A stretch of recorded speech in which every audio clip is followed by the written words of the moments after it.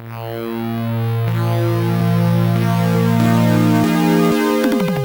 am a huge fan of both Sega's 32X and Atari's Jaguar. While they don't initially seem similar, both represent the awkward transition into three-dimensional gaming. Both were met with high expectations, and both ended up being miserable failures. Discontinued in 1996 after the proper next-gen machines captured gamers' hearts. In today's face-off, we will take a look at and compare 5 games from each system's library to determine obscurity, superiority. Again.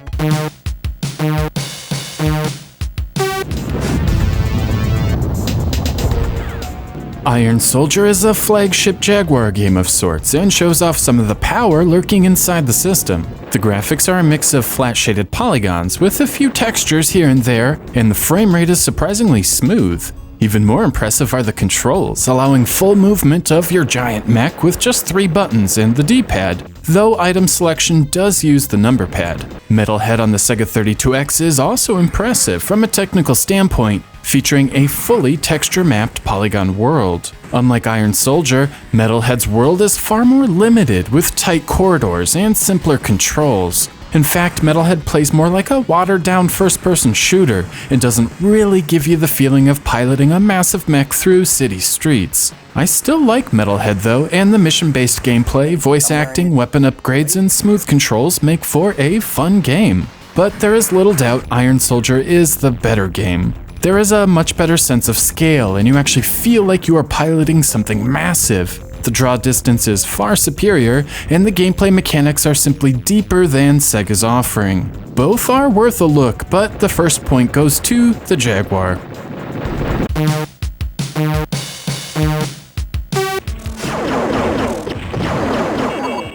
If mechs aren't your thing, perhaps what you want is a hover tank. Of course, both the Jaguar and 32X have you covered. On the Sega 32X, we have T-Mech from Atari Games. How's that for irony? Being a port of an arcade game, the controls are simple and the gameplay straightforward. Simply select one of 6 different tanks and then complete the objective outlined at the beginning of the level. Complete the objective, such as scoring the most points or killing your enemy, and you move on to the next round. Hover Strike on the Jaguar is much more ambitious. Rather than small arenas, Hover Strike has large 3D worlds. Your objectives are outlined in the menu screen, and then you are dropped into the world, literally. Your radar is your friend here, and you have to use it to find the targets needing to be destroyed to complete the level. There is no doubt the Jaguar game is the better looking of the two, with decent textured polygons compared to T-Mech's entirely sprite-based affair, but I find T-Mech to be far more enjoyable. The battle arena style gameplay is just more fun and has aged better than Hover Strike's vast swaths of nothingness.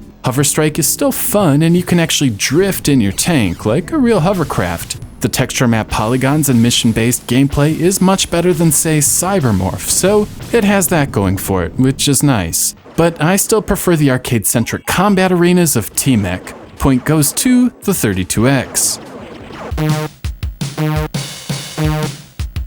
Fight! 1, ready, go!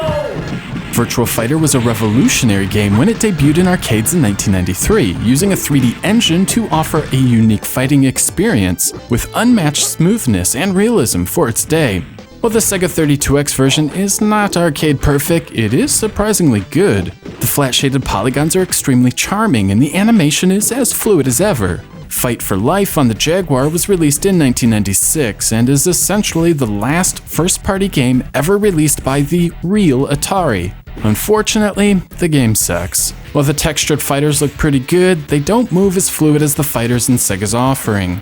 Worse yet, the moveset is limited, the controls are clunky, and the gameplay is slow and awkward.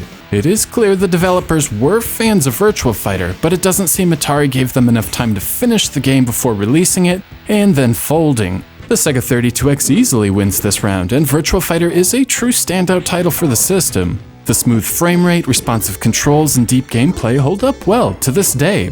It really is a testament to the level of talent Sega had at their disposal in the 90s, and the game is a true masterpiece.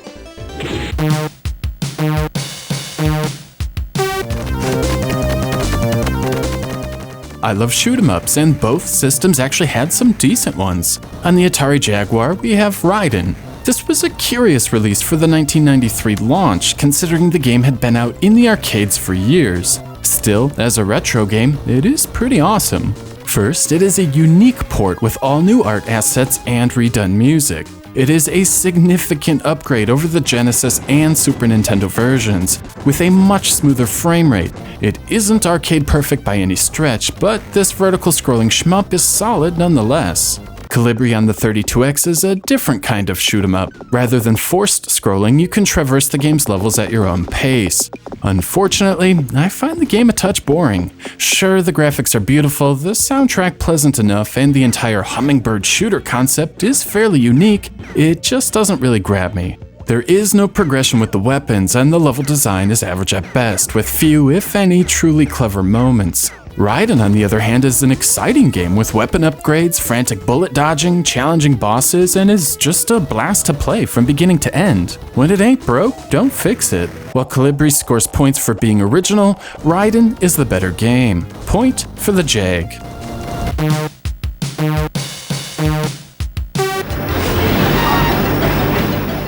For our final round, we arrive at another pair of superscalar games. In a time before polygons, arcade games use scaling sprites to simulate 3 dimensions, offering up some truly exciting gameplay experiences. On the Atari Jaguar, we have Val d'Isere Skiing and Snowboarding. This plays like a racing game of sorts, except for you are on skis or a snowboard and shredding down a ski resort. This is a race against time to reach the bottom of the mountain, and unlocking all of the different runs will require plenty of practice and memorization. The controls also have some weight to them, and the momentum is carried left and right as you race down the mountain. Unfortunately, the game is brutally difficult. Val d'Isere Skiing and Snowboarding moves insanely quick, and the game's frequent hills often mean it's impossible to see what is coming up next, resulting in plenty of collisions with trees. Space Harrier is not a snowboarding game, but rather a third-person shooting game. Like Val d'Isere Skiing and Snowboarding, there is a ton of sprite scaling going on, giving an awesome feeling of depth. It's fairly easy to tell when enemies and projectiles are close and when to get out of the way. Despite being a decade older, Space Harrier has fewer flaws and more fleshed out gameplay. Flying around the screen is a fun experience, and the fantasy art style is still visually appealing. It too is quite difficult, but there is a higher level of polish here, and something about the gameplay is far more addicting. Both games are fun for sure, but Space Harrier is a classic and scores the match point. So there we have it. In a direct matchup of 5 popular-ish genres from the 90s, the Sega 32X comes out ahead, but don't take these results too seriously. We could just have easily swapped in some other games and flipped the results. Instead, take this as a playful comparison from 2 incredibly underappreciated systems. Yes,